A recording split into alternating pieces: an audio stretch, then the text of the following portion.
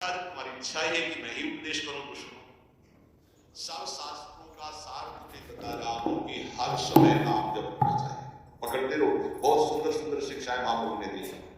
सब साधनों का सार है हर समय नाम जप होना चाहिए। पहला, प्रेम की उपलब्धि केवल नाम स्मरण से ही होती है। सेवक जी महाराज कह रहे प्रेम मूल यह नाम है, प्रेमी रसिक जपत यह नाम, प्रेम मगन निर्बल विश्राम। नाम स्मरण सर्वश्रेष्ठ सुख का साधन है। नाम स्मरण प्रेम उपलब्धि करता है।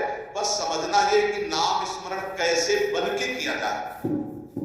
प्रेम प्राप्ति के लिए सबसे पहले साधु संग करना अत्यंत आवश्यक है। साधन है नाम स्मरण। नाम स्मरण की पूर्ति, नाम स्मरण करना, नाम स्मरण बढ़ाना, नाम स्मरण बचाना, ये साधु संग से होता है। शास्त्रों में ढूंढो तो हर बात का आपको प्रमाण मिलेगा। सिद्धूदास भजन न होई संग बिन, भजन बिना नहीं प्रेम। भजन के बिना प्रेम नहीं होगा, भजन बिना साधु संग के नहीं होगा। तो बोले साधन को हरि भजन है, कै सत्संग सहाय। साधु संग सहायता करता है भजन करने में, भजन बढ़ाने में, भजन बचाने में। साधु संग सबसे पहला कर्तव्य है भगवत प्राप्ति का कि साधु संग करें। साधु संग से नाम कीर्तन, सत्संग, भगवत लीलाओं का कथन श्रवण, नाम जप, ये साधन प्राप्त होने लगते हैं। चंतु कलावा भसम राग इनको बात नहीं कही। साधु संग से नाम कीर्तन, सत्संग, भगवत लीलाओं का कथन श्रवण और नाम जप, ये प्राप्त होता है। पकड़ो, यह है साधु संग। इन्हीं जो साधन बताए साधु संग से, इन्हीं साधनों को पकड़ना चाहिए। संसारी लोगों से किसी भी तरह का वैरागी का कोई संबंध नहीं होना चाहिए। हमें लगता है आज जो भी चर्चा शुरू हो रही है ये वैराग बहुत आगे अच्छे उपदेश है, ये पकड़ लेना चाहिए महाप्रभु के उपदेश है। विरक्त को चाहिए कि अगर वो एकांत में बैठ करके सोचे कि मेरा कौन, तो पूरा घूमने पर मन को कोई अपना नहीं मिलना चाहिए। गुरु कृपा से आज तक ऐसा ही है, सब श्री जी के हैं, अपना कोई नहीं। वैरागी को चाहिए कि उसके संबंध के रजिस्टर में एक ही नाम होना चाहिए, हमारे माई श्यामा दूत और राजभर, मेरे तो गिरधर गोपाल, दूसरो न कोई। मीरा जी के रजिस्टर संबंध में, रजिस्टर में जो संबंधी है वो कौन है? बोले मेरे तो गिरधर गोपाल, दूसरो न कोई। और ये संबंध पुष्ट कैसे होता है? बोले साधु संग से। मीरा जी एक रात दिन संतों का संग करके ये प्रेम बेली जो हुई, उस प्रेम बेली में तो अनन्य फल लगा, मेरे तो गिरधर गोपाल, दूसरो। दूसरी बात, पहली बात साधु संग करना है। साधु संग किसे कहते हैं? जिसके संग से भजन पढ़ने लगे, भगवत कथा सुनने को मिले, भगवत अनुराग बढ़े, भगवत नाम कीर्तन, भगवत लीला गायन श्रवण, ये साधु संग। तो साधु संग का परहेज क्या है? संसारी पुरुष का कोई भी संबंध नहीं होना चाहिए। अगर तुम्हारे हृदय को ऐसे राउंड लगाकर जांच करना हो तुम्हें, तो देखो तो एक ही जगह निकले कि हमारे माई श्यामा दूरा। श्यामा दूर के सिवा, जैसे महाप्रभु हरिवंश चंद्र कह रहे, मेरे प्राणनाथ श्री श्यामा शपथ करो तृण छिए, कसम खा के कहता हूं श्यामा दूर के सिवा हमारा कोई नहीं है। ये बात। अब दूसरी बात है, संसारी लोगों से किसी भी तरह से बात करने का अवसर न देना। प्रपंच की बात है। बोधियंता परस्परम का आदेश है भगवान का, मेरी चर्चा करो परस्पर बैठ। जहां प्रभु की चर्चा से संसार की तरफ जाने लगे उनको चल दो। दूसरी आगे की बात, किसी भी वैष्णव को ये नियम पक्का ले लेना चाहिए कि ना किसी की निंदा करेंगे, ना किसी की निंदा सुनेंगे। दिमाग में लिख लो, रजिस्टर में बहुत जरूरी है, नहीं तो भजन छीन हो जाएगा। महाप्रभु कह रहे हैं ना किसी की निंदा करेंगे, ना किसी की निंदा सुनेंगे, ये नियम ले लो। बड़े बड़े ऋषियों ने इस बात के लिए सावधान किया है, दूसरे की निंदा नहीं करनी, दूसरे की निंदा नहीं सुननी। इन बातों का सदा ध्यान रखते हुए बचना कि कभी किसी की निंदा मत कर देना। दूसरों के गुण दोषों का कथन करने वाला उपासक बहुत बुरी तरह भ्रष्ट हो जाता है। यदि कुछ कहना है तो कृष्ण चर्चा करो, भगवत चर्चा करो, कभी किसी की चर्चा मत करो, प्रभु की चर्चा की सिवा, नहीं तो निंदा होने लगेगी, अपराध बन जाएगा। डरो तब सुख हरिवंश गुण नाम रसना रटत और बहुवचन अति दुखदायक। कोई कितना भी अवगुणी हो उसके अवगुणों की चर्चा मत करो। तुम्हें तो अपना हृदय निर्मल करना है। तेरे भावे जो करे भलो बुरो संसार नारायण, तू बैठ के अपनो भवन दुहार। देखो ध्यान से सुनना, चाहे कितना बड़ा कोई ज्ञानी हो, ध्यान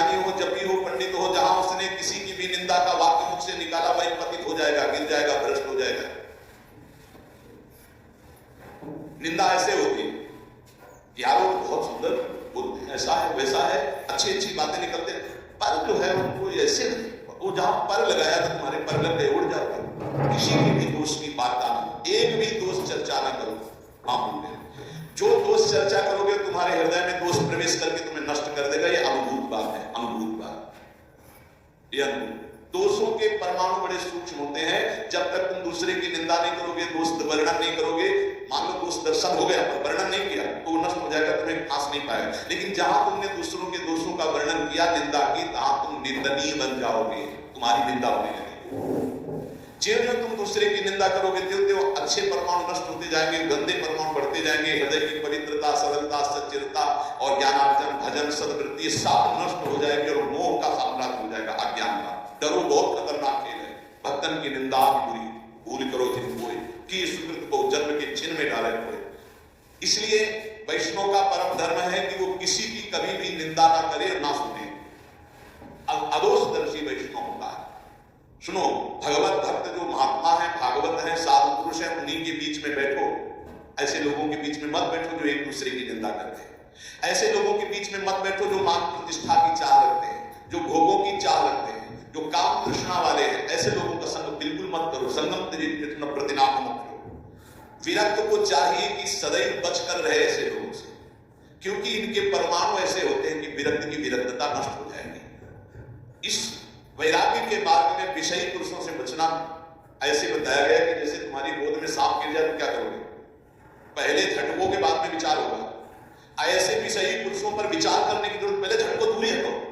अगर तुम वहां रहे तो सांप का जैसे काम है कि काटी लेगा, ऐसे विष चढ़ जाएगा, विषय रूपी विष चढ़ ही जाएगा पक्का।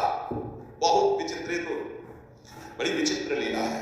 इसलिए विरक्त को निरंतर भगवान नाम जप, भगवत लीला का गायन, भगवत लीला का श्रवण और विषयी पुरुषों के संग का त्याग और दूसरों की निंदा, दोष और इस प्रकार की सुनना, कथन करना, इसका त्याग, ये वैरागी की सुदृढ़ नियम है। और सुनो, मैं तुम्हें वैष्णव के संक्षेप में मुख्य धर्म बताता हूं।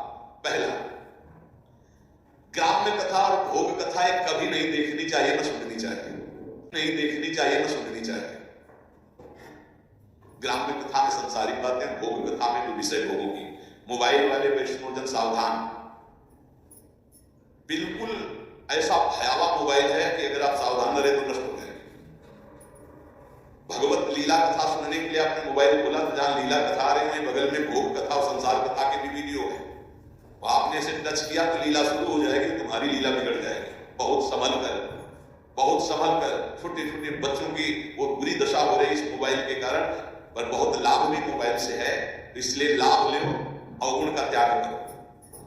ग्राम में कथा सुनना, भोग कथा सुनना, मानो अपने वैराग्य की आग लगा लेना है, वैराग्य को नष्ट कर देना है। ग्राम में कथा सुनने और कहने वाला निश्चित विषयी बन जाता है, बचना चाहिए इसे। बहुत विचित्र है, बस शब्द मान लीजिए, ग्राम में कथा, भोग कथा, इससे दूर, बहुत दूर। दूसरा, वैष्णव को अच्छे अच्छे स्वादिष्ट पदार्थ नहीं खाने चाहिए, इससे विषय लोलुपता नष्ट हो जाती है। अच्छे अच्छे पदार्थ स्वादिष्ट हटा के और नीरस पदार्थ वैष्णव को लेने चाहिए। ऐसे पदार्थों के खाने से विषय भोग की कामना बढ़ती है, मामूल से। तीसरा, अच्छे चमकीले कीमती स्वच्छ वस्त्र वैरागी को नहीं पहनने चाहिए। संतों से, अपने गुरुजनों से सुना कि कभी दोनों कपड़े नीचे ऊपर के नए नहीं होने चाहिए। एक पुराना, एक अगर नीचे का नया है ऊपर का पुराना, सब देख लो। कह रहे अच्छे कीमती वाले, चमकीले, लप लप एकदम नहीं, और स्वच्छ नहीं, मलिन। मलिन वस्त्र, कम पैसे का वस्त्र, पुराना वस्त्र। अगर फट रहा है एक बदल सकते हो, एक पुराना, ऐसी रहने से रहना चाहिए। अच्छे चमकीले स्वच्छ महंगे ये वस्त्र नहीं होने चाहिए वैरागी। ये साधक को, वैरागी साधक को नहीं पहनना चाहिए। चौथा, कोई भी तुम्हारा सम्मान करे तो तुमसे स्वीकार मत करो। दो प्रकार से, एक तो बच्चा को प्रणाम कर रहा है आपको, अगर ऐसा नहीं है तो आप तत्काल विचार करो ये गुरु और इष्ट के लिए प्रणाम हो रहा है, क्योंकि तिलक गुरु प्रदत्त, वेश गुरु प्रदत्त, जीवन गुरुदेव का, ये गुरुदेव और इष्ट का प्रणाम हो रहा है। स्वयं कभी स्वीकार नहीं करना चाहिए, क्योंकि मान सम्मान स्वीकार करने से अभिमान आता है, अभिमान से सारे साधन भागवती ढक जाते हैं, नष्ट हो जाते हैं। जहां अभिमान आया तो फिर विकार परेशान करते। जैसे नारद जी को थोड़ा गया अपने काम विजयी को, फिर आगे की चरित्र सुना दी। पांचवा, अपने को तो सम्मान नहीं लेना, लेकिन दूसरे का सम्मान जरूर करना है। दूसरे को इतना सम्मान दो मानो भगवान हमारे पधारे, ऐसा यहां तक वर्णन की आप श्री जी की सेवा कर रहे हो, कोई वैष्णव आ गए तो श्री जी को ऐसे पधरा दो, जैसी स्थिति में हाथ जोड़कर खड़े हो, पहले वैष्णव का सम्मान करो, फिर श्री जी की सेवा करो।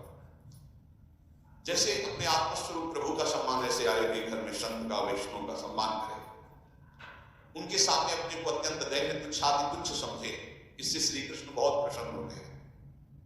छठवां, खाते समय, स्नान करते समय और क्रियाओं के समय नाम छूट जाता है।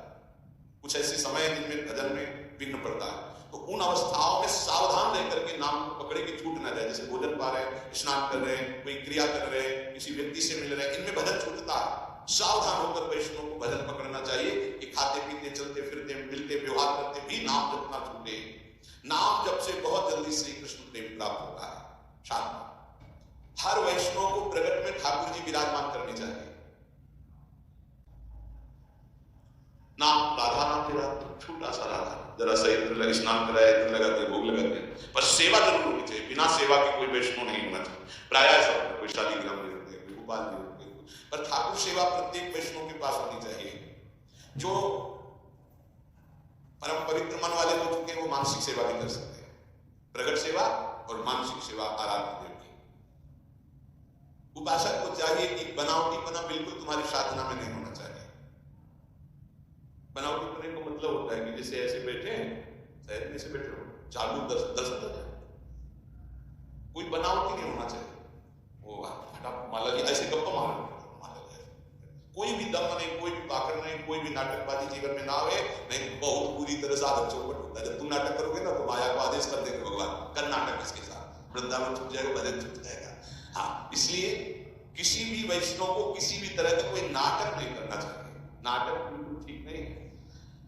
जो वैष्णव है वो केवल प्रभु प्राप्ति का लक्ष्य रखता है। महाप्रभु रघुनाथ दास जी को लक्ष्य करके साधन साध्य का उपदेश कर रहे, 8 बजे रात्रि तक खूब नाम कीर्तन होता रहा। फिर जो गौड़ी भक्त आए हुए थे महाप्रभु, उनसे मिले। इतने में शिवानंद जी जो मार्ग में पूछवाया था मजूमदार जी ने, वो जब वहां आए तो रघुनाथ दास जी को देखा, तो रघुनाथ दास जी भाग करके महाप्रभु के पास आए थे। सेन महाशय से कहा कि हाँ आए हुए हैं, बोले हमें तो रास्ते में पूछवाया था उनके पिता, एक बार अगर आदेश हो तो मैं वहां सूचना दे, क्योंकि वो सब बहुत व्याकुल है। जाकर सिंह और के द्वार में देखा तो सबसे पीछे फटी गुदड़ी शुष्क शरीर हो रहा है, और श्री कृष्ण नाम लेते हुए सुप्रवाह करते हुए वो आर में श्री कृष्ण कीर्तन। उन्होंने विचार किया कि इनसे क्या पूछना कि तुम्हारा सकुशल हो, इनका तो परम सकुशल है। सकुशल तभी माना जाता है जब भगवान का चिंतन होता है। जैसे आजकल लोग पूछते कुशल मंगल, बोले हाँ कुशल मंगल, तो कुशल जाते किसी तब लगी कुशल न जीव कहूं, सपने हूं मन विश्राम, जब लगी भजत न राम कहूं, शोक धाम तज काम। कुशल तभी माना जाएगा जब आपके मुख में नाम जब चल रहा है, नहीं तो कुशल मंगल नहीं। और मंगल, मंगल भवन मंगल हारी, उमा सहित तेरी जपत पुरारी।